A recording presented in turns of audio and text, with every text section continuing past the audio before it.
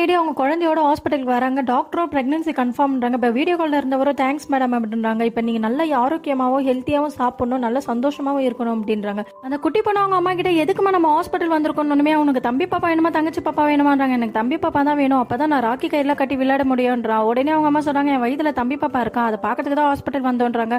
அந்த குட்டி பொண்ணு, அப்போ நானும் உங்க வயிற்றுல இருந்தா வந்தேன். இப்போ வீட்டுக்கு போயிட்டு 2 பேரும் சந்தோஷமா இருக்காங்க. இப்போ சாப்பிடும் போது அந்த குட்டி பொண்ணு அவ கையில வச்சிருந்த பொம்மையை தன்னோட தம்பி பாப்பான்ட்டு இமேஜின் பண்ணிடுறா. இப்போ அவனுக்குன்னு தனியா பிளேட் வச்சு அவனுக்கு சாப்பாடு வைக்கிறான். டிவி பார்க்கும்போது கூட அவன் தம்பி பாப்பா இப்படிதான் இருப்பான்னு சொல்லிட்டு அவங்க அம்மா கிட்ட பேசுறா. இப்ப படம் வரைகிறா. அந்த படத்துல கூட அம்மா பொண்ணுட்டு தம்பின்னு வரைகிறா. இப்ப 2 பேரும் வாக்கிங் போறாங்க. அவங்க அம்மா கிட்ட எதுக்குமா இப்ப வாக்கிங் போறோம்னு சொல்றான். அப்பதான் தம்பி நல்லா ஆரோக்கியமா வளருவா, அதுக்காக தான் போறோன்றாங்க.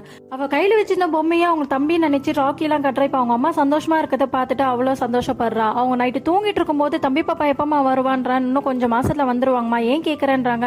இல்லம்மா தம்பி பாப்பா கூட எப்படிலாம் வில்லான்னு சொல்லிட்டு நிறைய நான் யோசிச்சு வச்சிருக்கேன்னு சொல்றா. இப்ப அதை நினைச்சே அவ தூங்குற. இப்ப குழந்தையும் பிறந்துச்சு. தம்பி பாப்பா பிறந்த சந்தோஷத்துல அந்த பொண்ணு இருக்கா. திடீர்னு வீடியோ கால் பேசினவர் அவங்க ஒய்ஃபோட வந்து அவங்க தம்பி பாப்பாவை தூக்கின்னு போயிட்டு அவங்க அம்மா கையில காசை கொடுக்குறாங்க.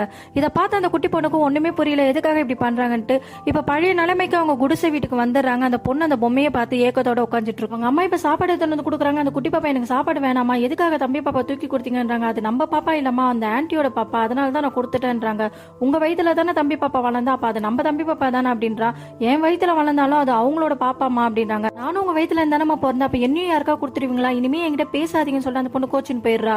இப்ப அவங்க அம்மாவும் போயிட்டு அந்த பொண்ணை கதவு தட்டி கூப்பிடுறாங்க. அந்த பொண்ணு நான் வரமாட்டேமா, என்கிட்ட பேசாதீங்கன்றா.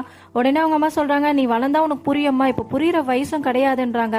அப்ப நான் வளர்ந்துட்டு புரிஞ்சுக்கிறேம்மா, அது வரைக்கும் என்கிட்ட பேசாதீங்க அப்படின்றா. அவன் அந்த குட்டி பொண்ணுக்கு தெரியல, இவ்வளவு நாள் அவங்க வாழ்ந்த வாடகை வீடு மாதிரி தான் அவங்க அம்மாவும் அவங்க வயிற்ற வாடகை விட்டு இருந்தாங்கன்னு.